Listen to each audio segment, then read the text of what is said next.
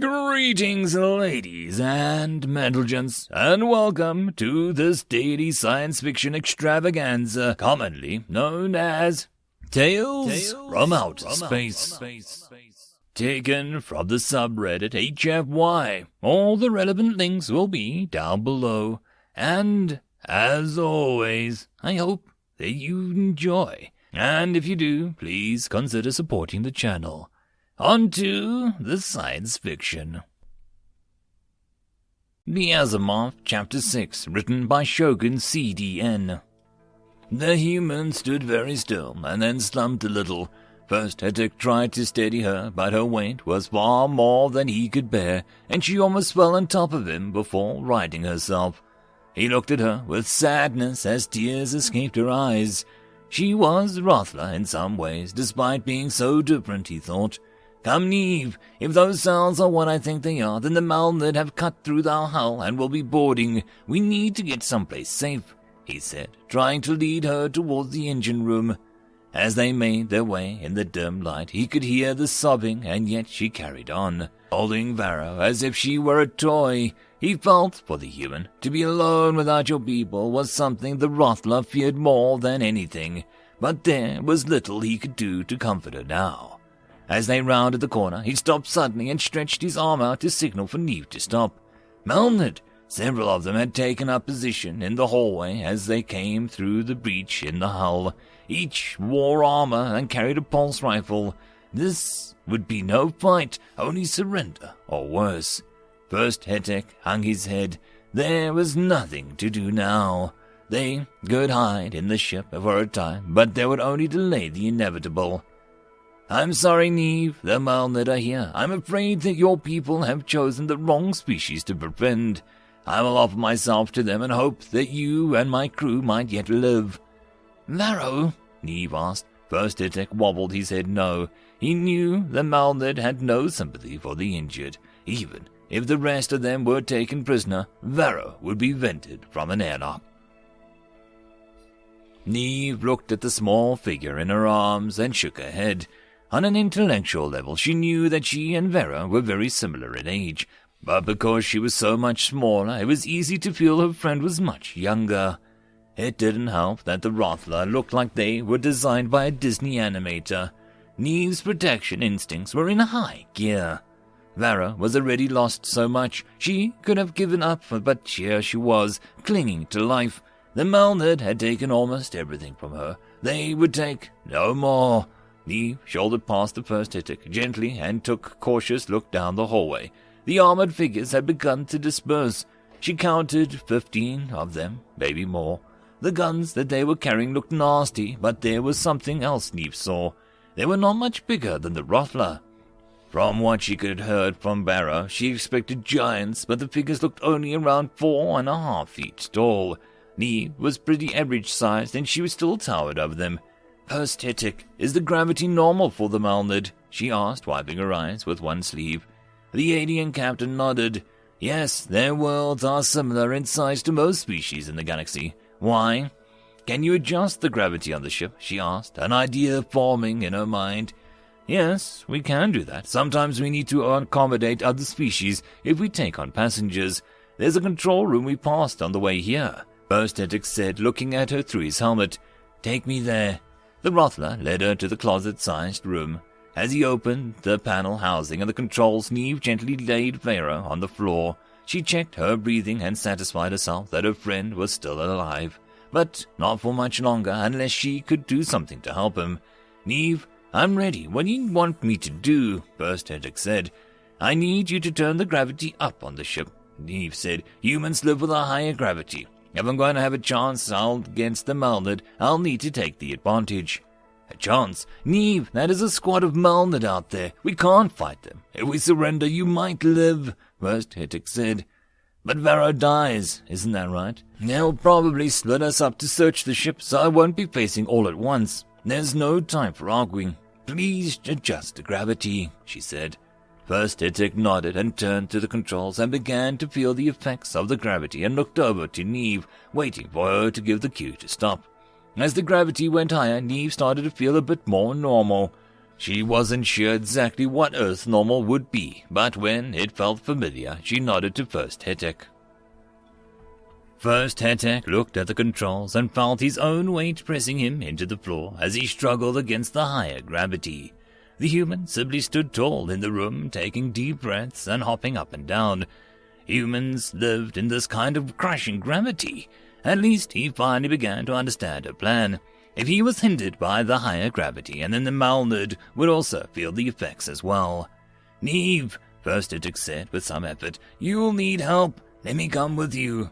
"No," she said, "you need to stay here and help Vero. Now can you keep the gravity at that level in the rest of the ship and put it back to standard gravity in this section?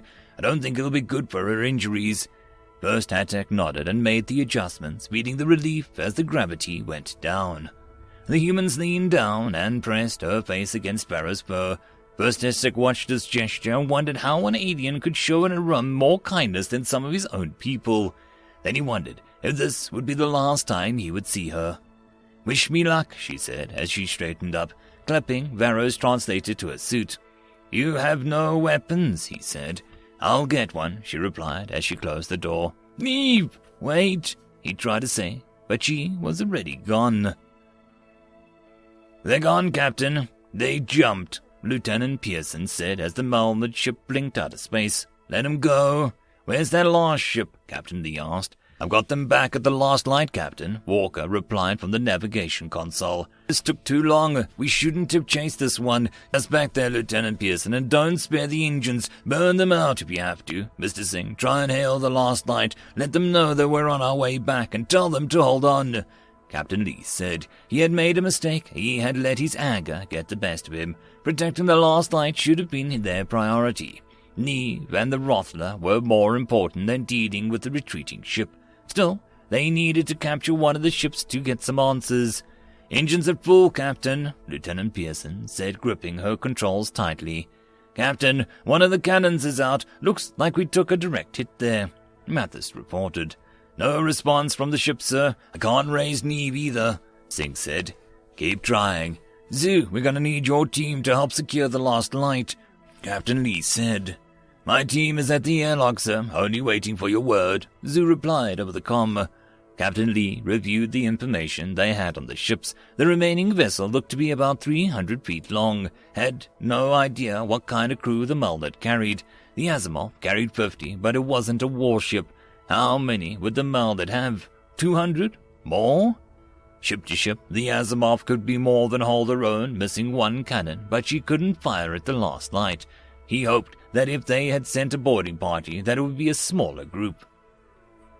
It was a small group, only 3 of them. Neeve could see that they were being hampered by the higher gravity. They were moving slowly and seemed to struggle with the weight of their armor and weapons. She had debated whether she should have the bigger advantage in a lower gravity or under normal Earth gravity. She had decided that it would be better to handicap the Malnid. By making the conditions difficult for them, their reactions and ability to fight would be hindered. She would have to be quicker on the lower gravity, but she was unused to it, and they would have had no problem fighting normally. She took a deep breath and sprinted from her hiding place, trying to be as light as she could on her feet. She hoped the helmets that they wore would help mask her approach. As she reached them, the one at the back began to turn just as she drove her shoulder into it, sending it flying against the other 2, and the pile hit the wall with a satisfying crunch, dropping their weapons. She tumbled to the floor, but righted herself quickly, reaching for the closest rifle and aimed it at the pile of Malnid. But the weapon remained mute as she pulled the trigger. In a panic, she quickly swung the rifle and at the head of the nearest Malnid and felt the impact as it went down.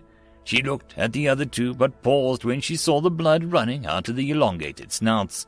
The combination of her size and added gravity had the effect that she was hoping for when she got the idea after seeing what happened to the first Hech when she bumped into him.